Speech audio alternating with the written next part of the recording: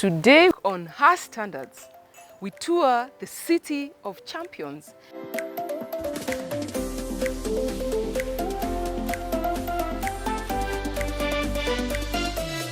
We meet Dr. Pallavi Mishra, a gynecologist and founding board member of Mediheal Group of Hospitals.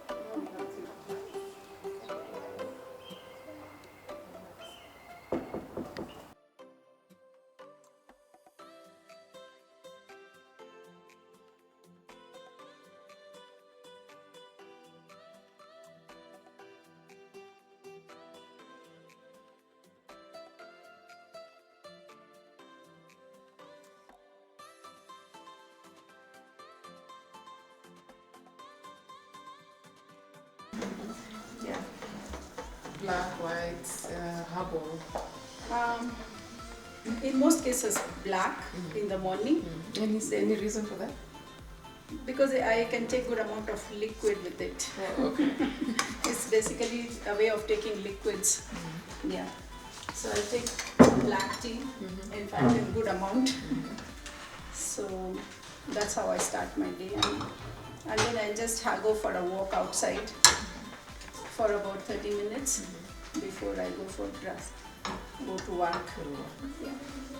What happens? Because I know that Terry, even before you joined politics, is also a doctor. I'm just wondering what happens when husband and wife are both doctors in a family. Okay, yeah, it's not very difficult as you think, but yeah, it's interesting. In a way, you can complement each other's work. It's not like always. You can learn from each other, especially if you are from a different field. Yeah. Yeah.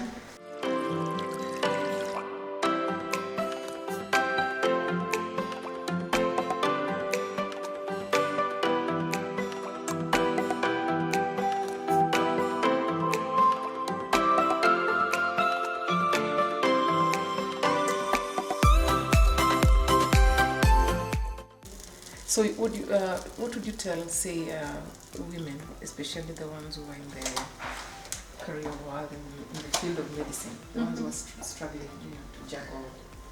Yeah, I think a career is very important. Yeah. It's very, very important. I think every woman should have should choose to have a career, and it can be any career, no problem. But every woman should have something which will generate income for herself. Okay, that's very important. So having a career is the most important. Family is equally important, and I think family now you need to balance there and see how good you can you can adjust both of them. Sometimes you have to make difficult choices. Like for example, I remember when we came to this country, Dr. Mishra got an opportunity to visit Germany. For 3 months he was there. He took training in laparoscopic surgery and all. I could not join him because I had a small kid at home and I didn't have anyone to, because I don't have any family members, so I didn't have anyone to support him. So that made me to, stay back here and could not join him for all those extra learning. So you had to so that is a sacrifice, you can say. But otherwise, when he came back, then from the work he did, I learned from that. So he taught me at that time, so it really helped me also. So whatever he learned, he used to tell me that this is what we did and all. So and now of course we are in world of internet. Oops.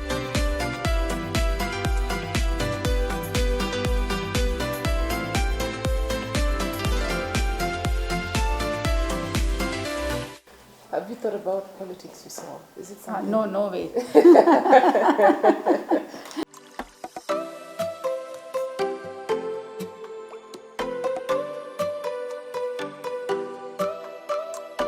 you sometimes accompany Daktari to his political gigs and rallies? No.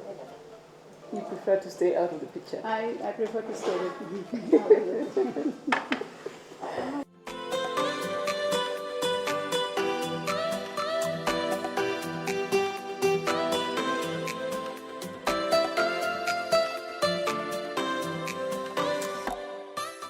So these chocolate chips are good, yeah? Well, the pancake is really nice. Share the recipe. I think it's in the internet. I will select the easiest one first. No, it's very nice. Okay. So where did you and Daktari meet? Okay, we come from different part of India. Yeah. When I was from northwest part of India, I was doing post-graduation. I was doing undergraduation there. I was born and brought up there actually. And Daktari was from eastern part. And he came to do post. In India, you go to a different. You can select the state where you want to do post-graduation. So he selected the state where I was. So that's how we met. So he came to do post-graduation in gynecology in the same city where I was. The same college. That's how we met. And the rest is history. Yeah. So what did you think when he told you that you were relocating to Kenya? Okay, it somehow happened like this. We come from, as I said, we come from different states in India. So in India, the health sector works in a way. If you want to get a job in the health sector, like if you want to go to a public hospitals, Yeah. then what you're supposed to do, they will give preference to individuals of that state. Throughout our life, we would have stayed in Separately. different places. Yeah. So that one we were not very much happy about. So we thought of using a central government jobs. But central government jobs, we realized that even if you get it, it is like very difficult. First of all, it's very difficult to get because there are very limited jobs in central government for doctors, because doctors basically health is devolved to state governments. So central government to get a job will be very difficult. So then we thought, okay, we'll not do government job, we'll do private. How is it? It's okay? Very nice. Okay. So we thought we'll go private. So we started working in private setup. So that's how we moved to Mumbai. Yeah, so when we moved to Mumbai, we worked in a very good corporate hospital in Mumbai. At that time, there were many patients from Kenya who used to come to, because it was a big hospital in Mumbai, many patients from Kenya used to come to Mumbai for getting treatment, and especially kidney transplant patients. So the doctor who was actually a nephrologist and who was taking care of these patients, he introduced Dr. Mishra to some patients who had come from Nairobi. So that's how we came to know about Kenya as such. And from there, he thought that's a good thing. We can actually take up a job in Kenya as he moves to Australia, because he still had 6 months time to move. So actually, I got a job in Kenya. So that's why we came here. Oh, it was you first. I got a job, but we came together, but he was not employed at that time. Yeah. And how was that? It was it was okay.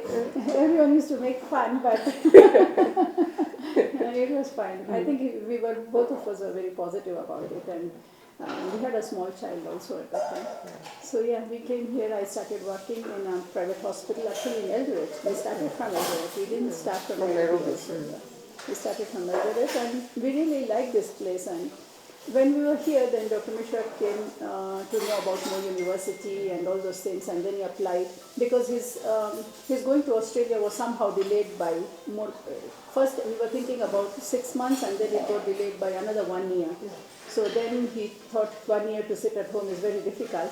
So he actually does it, and he applied for More University job, and he was selected, and from there he didn't go to Australia. Stayed home. And how was it settling in Eldoret? Did the locals accept you? I think think that's one very good thing about Kenyans are they are very, very accepting. I don't think there are many parts in the world where people accept outsiders so easily and so lovingly, I should say. They were really respected. So what would be recommended? That you plan for it in good time, you plan to have the babies in good time? Yeah, I think one has to prioritize everything. As much as you prioritize your career, you should also have a watch on the time of biological clock, I should say. It's important. It's very important. Yeah. This is nice. Look at you did this. Yeah, I did it with the person who did architect. He also helped me. He was like, "We'll do this." I kept on changing his program. I think you like color. There's so many. One thing flowers. I was very sure was I want a lot of flowers. It looks I mean, amazing. whatever flower which can grow in the soil of Eldoret, I want it. Of course, there are some which will not grow here, like orchids and all those things, because of very dry weather and things like that. They will also grow if I create a greenhouse-like situation, but I didn't want that greenhouse. That's quite artificial. So all this is from here, From Eldoret. locally available. All is locally available. This is nice. Okay. That's it. Infertility is a problem. It's a big problem. And I find now people are accepting it as a problem. And more and more couples are coming, they are coming early also, and I really encourage them to come early because, when you delay coming, then you are always also in a hurry to get a good result. Which might not always happen. Which will not happen because everything takes time. So that's how it works. So I feel they should come early, they should get investigated properly and give it time. As much as we are in hurry to get a baby at that particular time, but it takes time for nature to take its course. Like infertility, it is known the world over.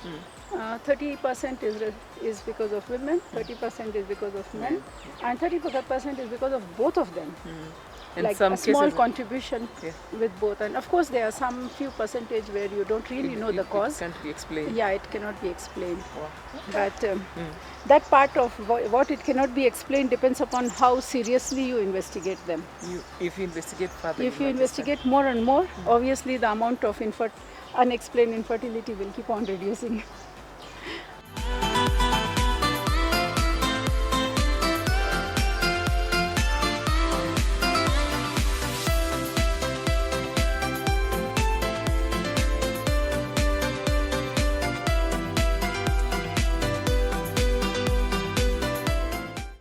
This is Her Standards. Welcome to the show that celebrates women and initiatives by women.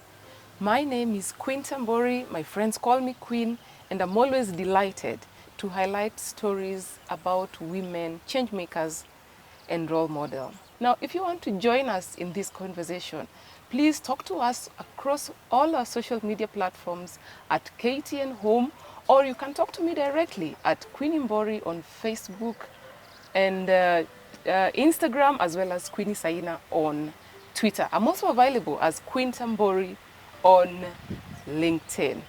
Now, before we introduce our next guest, who is also very exciting, we just want to appreciate the fact that we are being hosted at her wonderful home here in Uasin Gishu County. Daktari, welcome to the show. This is Her Standards. Thank you so much. This is a show that we allow women to be themselves. We discuss issues openly, objectively, and we also celebrate women who are making an impact in different communities. Thanks for having me. I know. Most people don't know is exactly who you are, so I'm going to allow you to briefly tell us who you are. Who is Dr. Pallavi Mishra? What do you do for a living? Do you have any family? And what excites you generally in life? Okay. Well, I am Pallavi, as you said. I'm Pallavi. I'm popularly known as Pallavi, and I'm married to Dr. Mishra, Dr. Swarup Mishra, who is very well-known figure in this part of the country, I should say. Yes. And I'm a gynecologist and obstetrician by profession, and I'm working as a lecturer in Mo University, and I have I also do part-time work at Medihill Hospital as a consultant obstetrician and gynecologist, and yeah, so that's my profession. As far as family is concerned, I have 2 kids, one son and a daughter. The son is working in Nairobi. He's a finance guy. He did not go the medical way. No, no, no. None of my kids wanted to do medicine, by the way. So yeah, he's a finance. He's working in Nairobi, and my daughter is pursuing a degree in law. Yeah, she wants to. She wants to be a lawyer. She wants to be a lawyer. Very nice. You are a founding member of Medihill Group of Medihill Hospitals. Group of Hospitals. Yes. All right. Yes. Now, so we started it in Eldoret. You started in Eldoret. We started in Eldoret. And Yes. how many branches are you right now? Right now, we have about 6 centers. One in Eldoret, one in Nakuru, and one in in Nairobi we have 2 hospitals, and one daycare center in Upper Hill, and in Nakuru we have one extra center in town, which is coming up in Guido Plaza. Yeah. So What was the inspiration to start a group actually, of hospitals? what Yeah. started us to, what made us to start the hospital was we thought that there is a lot of potential to grow and to bring in technology from which is very popular in the other part of the world, but it has not come to Kenya at that time. And I think that's what we aim. We want to bring more and more new technology in the medical field. I think medicine in general is an evolving subject. Sure. It's growing like every day. We learn something new has come up, some new invention and some new discovery has happened. And I think the technology is very, very fast advancing. And if we want to keep pace with the technology all over the world, we need to keep on innovating. We cannot just stay and remain like basic. We have to keep on adding to our knowledge also, and also to the technology to help us to diagnose things better, to manage them better. I think that's what inspired us to start in Eldoret, because when we came here, as we were working in the university, we realized that this town didn't really have so much of facility as other part of the world women have, because we were both of us were gynecologists, so we were thinking of women's health, and we were thinking that women's health is not really addressed very well, in the sense that they don't have facilities. So that's what prompted us to start Medihill Hospital and Fertility Center, because we had an idea of only starting a fertility center, though we later on thought that okay, other fields also require improvement, and that's how right now we have Medihill Hospitals, where we have, I think, all the ultramodern. We are trying to get as much as super specialties as possible. Yeah. Now, before we look into the status of the status of reproductive health care for women, especially in Kenya. I mean, COVID has been with us, hit us hard, I think, since last year, March. How have you managed to stay afloat? It's been challenging. Yeah. Like, we have had problems. We had months where we really had a lot of difficulties. Like, in the sense, we don't want anyone to be sick, but you know, to run the hospital, you require to have a minimum income which can support the salaries of, because it's a private hospital, you're not dependent on anything else. So whatever you generate is what feeds everyone. So we have a very big workforce, and to pay them we require a certain amount of business to be running. Yeah. So that was a very big challenge we had for a couple of months. But I think, thankfully to God, we have sustained that period, and hopefully we'll do it even this year. And talking of being in the medical field, at what point did you realize in your life that all I wanted to do was to join the field of medicine? Was it a dream that you had as a child growing up? Is this something that you came to, that grew into you? No, as a child, I didn't really have a dream of becoming a doctor or anything like that. But when one thing was very sure, and that one, I think I should thank my father for it. He always used to say, even back in those days, he used to say, I don't want you to be just staying at home and not doing anything. Because being a housemaker or a homemaker is a very common thing in India. If you have known Indian families, majority of women back in those days, they were just housewives, they were homemakers, they were just taking care of the family and children and all. And that's what something my father never wanted. He always wanted to, he used to tell me, I want you to join a professional course. Whatever you want to do, no problem, but you must join a professional course. So I think I grew up with that in my mind. And when I was, in India, when you are like, you're growing up, you start selecting which subjects you want, and then you have to sit for entrance exams. So I practically sat entrance exam for all the subjects. Then when I was selected for in the medicine entrance exam for medicine, I realized that this is good because no one in my family is a doctor. Oh. So I thought it's a good opportunity for becoming a doctor. Become the family doctor. And why did you decide to focus on issues to do with infertility? Okay. One thing which is very exciting about infertility is it's extremely satisfying as a subject. You know, in medicine, there are certain subjects like the disease does not get cured and the patients keep on coming back to you, they become more sick and all. So one thing in infertility is a very, very satisfying subject. The smile which a lady has when she gives birth to a child, especially after struggling for many years, it's extremely satisfying. Yeah. Like as we are talking today, I delivered a mother in the morning, and she had problems of fertility, and when I delivered the baby, she was like so excited. And that one smile, it satisfies you. It's worth millions. I mean, you don't get any other. I think satisfaction is the most important thing in whatever you do. Whatever job you do, if it's not satisfying you, you can't enjoy it. And if you can't enjoy it, I think you can't work, you can't give it maximum. So I think so that's how you really enjoy infertility helps. Infertility and also I should say high-risk pregnancy, both of them. It's extremely satisfying as a subject. Interesting. For you to be part and parcel of this discussion, you can join us across our social media pages at KTN Home. And also you can talk to me directly at Queenie Mbori on Facebook and Instagram, as well as Queenie Saina on Twitter. I'm also available as Quinta Mbori on LinkedIn. Just hit that connect button and I will find a way to get back to you. Well, we want to take a short break, and when we come back, we carry on with today's discussion.